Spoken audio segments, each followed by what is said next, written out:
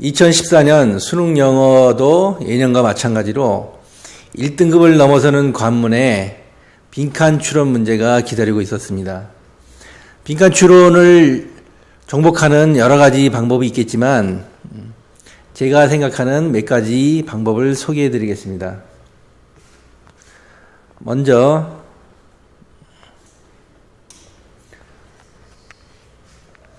실제 수능 기출 문제입니다. 35번 문제.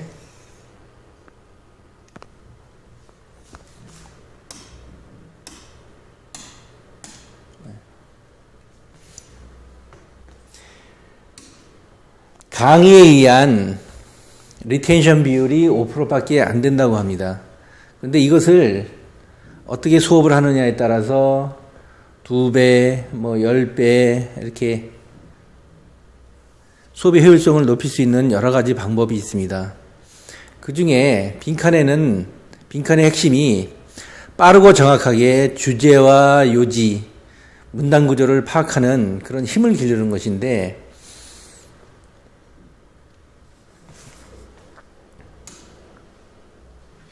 첫 번째로는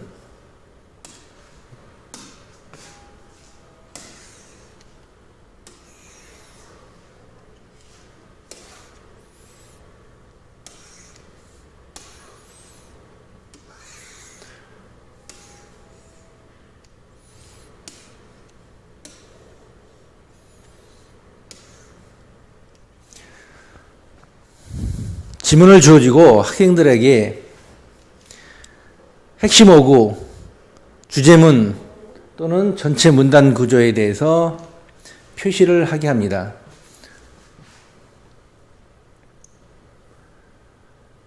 방법은 위에서부터 아래 하나씩 가려 내려오는 것입니다. 난이도에 따라서 속도를 조절하면 되겠습니다. 이 방법은 고도의 집중력을 이끌어냅니다. 그리고 핵심 어구나 주제, 문단 전체 구조에 대해서 집중해서 빠르고 정확하게 객관적으로 찾아내는 힘입니다. 첫 번째, 핵심 어구.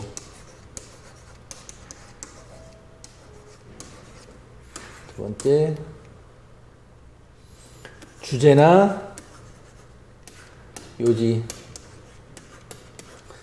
세 번째, 구조, 문단 구조.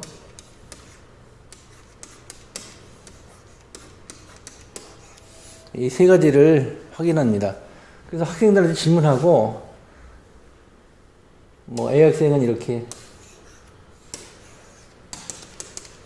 주제나 요지도 마찬가지로 이렇게 쭉 쓰면 또 문단 구조도 주제문이 나오고, 문단이 또 두 개 이렇게 나눠진다든지, 또는 도입문이 나와서 그 도입문을 쭉 풀어나가다가 주제문을 쓴다든지 이렇게 다양한 문단 구조도 표시를 하게 되면 학생들이 질문에 대해서 대답을 해야 되고 그 대답한 것이 여기 뜨기 때문에 자기가 말하는 것에 대해서 책임을 지게 됩니다. 그래서 더욱더 집중하게 되죠. 두 번째 방법은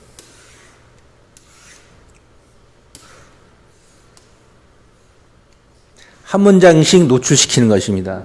첫 번째 문장을 주고 첫 번째 문장이 가지고 있는 정보는 거의 모든 정보를 다 갖고 있다고 볼 수 있습니다. 이게 주제문인지 도입문인지 또 문장의 종류가 어떤지 그 다음에 이 다음에 어떤 내용이 전개될 것인지를 질문합니다. 마찬가지로 이게 질문한 내용을 여기다 적습니다. A라는 학생이 뭐라고 대답하는지를 또는 B라는 학생이 뭐라고 적는지를 대답하고 여기서 확인을 하면서 상품을 걸을 수도 있고 내기를 할 수도 있고 하면서 이렇게 내려오는 방법이죠. 세 번째 방법은 학생들로 하여금 실제 빈칸을 만들어 보게 합니다. 이 지문에서 핵심 어구 하나가 있는데 그것이 안 보이면 해석을 다 해줘도 너희들이 빈칸 문제를 풀 수 없다. 맞출 수 없다. 그것이 빈칸 문제의 특징이다. 그래서 글쓴이가 말하고자 하는 핵심 어구는 무엇일까? 라고 질문을 하고, 예. 빈칸을 이제 물어보는 거죠. 그러면 학생들이 이제 대답을 할 것입니다. 매스매틱스다. 또는 사이언스다. 또는 앰비벌런트다. 쭉 있겠죠. 그 다음에 뭐가 있을까요?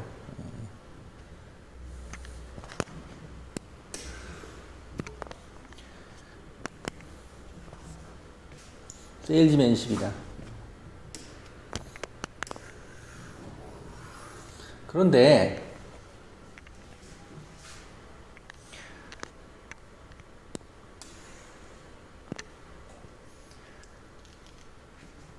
글쓴이가 말하고자 하는 것은 그 구조는 무엇은 어떠어떠하다라는